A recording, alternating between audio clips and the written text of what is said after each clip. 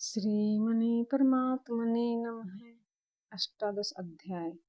अब श्रीमद् भगवद गीता के 18वें अध्याय के 42वें श्लोक में भगवान श्री कृष्ण ने बताया है कि जैसे तीन तीन प्रकार के दान, तप, ज्ञान, धारणा, बुद्धि, सुख बताए, उसी प्रकार अब अगले श्लोक में बताया है कि ब्राह्मण, क्षत्रिय, वैश्य और शूद्र, ये तीन तीन प्रकार के किस प्रकार से ब्राह्मण, क्षत्रिय, शूद्र कौन होते हैं, किस प्रकार से इनका विभाग किया गया है।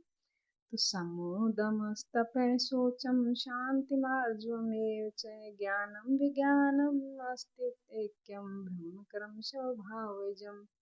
अर्थात मन का समन करना, इंद्रियों का दमन करना, पूर्ण पवित्रता से रहना, मन, वाणी और शरीर को इष्ट के अनुरूपता पाना, क्षमा करना यानी समाभाव रखना, मन, इंद्रिय और शरीर की सरलता रखना, आस्तिक बुद्धि रखना यानी एक इष्ट में ही सच्ची आस्था रखना, ज्ञान अर्थात परमात्मा की जानकारी रखना, विज्ञान अर्थात परमात्मा से मिलने वाले निर्देशों की जागृति और उसके अनुसार चलने की क्षमता रखना, ये सब स्वभाव से उत्पन्न हुए ब्राह्मण के कर्म हैं। अर्थात जब स्वभाव में योग्यताएं आ जाती हैं, कर्म धारावाही होकर स्वभाव में ढल जाता है, तो वह ब्राह्मण श्रेणी का कर्ता होता है। अब क्षत्रिय कौन होता है? शौर्यं तेजो धृतिर्दाक्ष्यं युद्धे च पलायनं दानमीश्वर भावश्चात्रं कर्म स्वभावजम्। अर्थात जिसमें शौर्य यानी शूरवीरता हो, ईश्वरीय तेज हो, धैर्य रखता हो, चिंतन में निपुण हो, जैसे कर्म सुकौशलम, कर्मों में कुशलता योग है, तो कर्म करने में कुशलता होनी चाहिए, प्रकृति से संघर्ष से भागना नहीं चाहिए, स्वभाव अच्छा होना चाहिए, दान करने का भाव होना चाहिए और समर्पण का भाव होना चाहिए। इन सब भावों पर स्वामी भाव अर्थात ईश्वरीय भाव होना चाहिए। तो ये सारे लक्षण है, ये सब क्षत्रिय के लक्षण है। यानी स्वभाव से उत्पन्न कर्म है, स्वभाव में योग्यताएं आ जाती है तो वह कर्ता क्षत्रिय हो जाता है। और वैश्य और शूद्र का स्वरूप कैसा होता है, उसमें श्लोक नंबर 44 में बताया, कृषि गोरक्ष वाणिज्यम वैश्य कर्म स्वभावजम परिचर्यात्मकम कर्म शूद्रस्यापि स्वभावजम। अर्थात कृषि, गो रक्षा और व्यवसाय ये वैश्य के स्वभावजन्य कर्म है।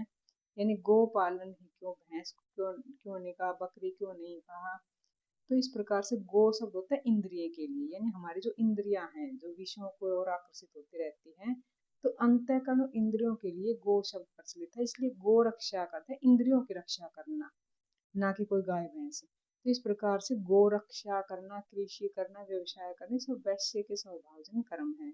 विवेक, वैराग्य, शम, दम द्वारा इंद्रियों की सुरक्षा करना, काम, क्रोध, लोभ, मोह, इस प्रकार से इनकी विरक्ति हो जाए तो या ये कम हो जाए तो आत्मिक संपत्ति स्थिर संपत्ति होती है। यह अपना निज धन है जो एक बार साथ हो जाने पर सदैव हमारे साथ ही रहता है। और प्रकृति के द्वंद्वों में धीरे धीरे संग्रह करना ही व्यवसाय है। यानी विद्या धन सर धन प्रधानम, तो इसे अर्जित करना वाणिज्य है यानी खेती बाड़ी है। शरीर तो एक क्षेत्र है और उसके अंतर में जो बीज बोया जाता है संस्कार के रूप में, ये भला बुरा जो है ये संस्कार के रूप में है। तो अर्जुन, इस निष्काम क्रम में बीज का नाश नहीं होता। भगवान ने कहा था कि जो बीज एक बार डाल दिए यानी भक्ति हमने एक बार स्टार्ट कर दी तो दोबारा फिर वो छूटती नहीं है, वहीं से आरंभ हो जाती है। अगर कहीं छूट जाए तो उसमें कर्म की इस तीसरी श्रेणी में जो कर्म होता है इष्ट का चिंतन, इसको नियत कर्म कहा है कि परम तत्व के चिंतन में जो बीज इस क्षेत्र में हमने डाल दिया उसे सुरक्षित रखते हुए यानी इंद्रियों की सुरक्षा करते हुए, मतलब उस बीज को जो भक्ति का बीज है उसको सुरक्षित रखते हुए आने वाले विकारों का निराकरण करना ही खेती करना है। इस प्रकार इंद्रियों की सुरक्षा करते हुए प्रकृति के द्वंद्वों से आत्मिक संपत्ति को संग्रहित करके इस क्षेत्र में परम तत्व के चिंतन में वृद्धि करना यह वैश्य श्रेणी का कर्म है। अब शूद्र श्रेणी का कर्म क्या है, तो उसमें बताया कि अपने से उन्नत अवस्था वाले प्राप्ति वाले गुरुजनों की सेवा करना शूद्र स्वभावजन्य कर्म है। यानी शूद्र का नीच नहीं, अल्पज्ञ यानी जिसको ज्ञान कम है, तो निम्न श्रेणी में साधक ही शूद्र होता है। इसलिए इसमें कहा है कि इसका आरंभ कर दे और धीरे धीरे सेवा से उसके हृदय में संस्कारों का सृजन होगा और आगे चलकर वह वैश्य, क्षत्रिय और ब्राह्मण स्थिति तक पहुंच जाएगा। और इस प्रकार चारों वर्णों को पार करके वर्णों को पार करने के बाद ब्रह्म में प्रवेश हो जाएगा। यानी स्वभाव उसका परिवर्तनशील है। स्वभाव के परिवर्तन के साथ साथ वर्ण परिवर्तन हो जाता है, और ये वर्ण अति उत्तम, उत्तम, मध्यम और निम्न, चार अवस्थाओं वाला है। कर्म पथ पर चलने वाले साधक की भी ऊंचे नीचे चार प्रकार की सीढ़ियां मानी गई है। कर्म तो एक ही है इसमें, नियत कर्म। इसलिए भगवान श्री कृष्ण कहा कि परम सिद्धि की प्राप्ति का ये एक ही रास्ता है कि स्वभाव में जैसी योग्यता है वहीं से हम अपना कार्य शुरू करें, यानी भगवान के चिंतन में वहीं से लग जाए हम, जहाँ हमारी सिद्धि प्राप्त हो उसके हमें। इसलिए भगवान ने कहा कि हे अर्जुन, तू शास्त्र विधि से निर्धारित और यथार्थ कर्म कर।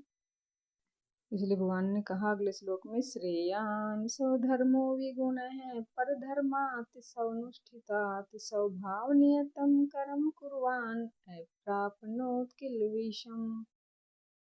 अर्थात अच्छी प्रकार से अनुष्ठान किए हुए दूसरों के धर्म से गुण रहित अपना धर्म भी कल्याणकारी होता है। यानी स्वभाव नियतम मतलब कि स्वभाव से निर्धारित जो किया हुआ कर्म है वो मनुष्य पाप और आवागमन को प्राप्त नहीं होता है। यानी प्राय साधकों को उच्चाटन होने लगता है कि हम सेवा करते रहेंगे तो ध्यानस्थ हैं, अच्छे गुणों के कारण उनका सम्मान है, परंतु वे नकल करने लगते हैं। और श्री कृष्ण भगवान के अनुसार नकल या ईर्ष्या से कुछ मिलेगा नहीं, अपने स्वभाव से कर्म करने की क्षमता के अनुसार हमें कर्म करके परम सिद्धि प्राप्त करनी चाहिए, इसको छोड़कर नहीं।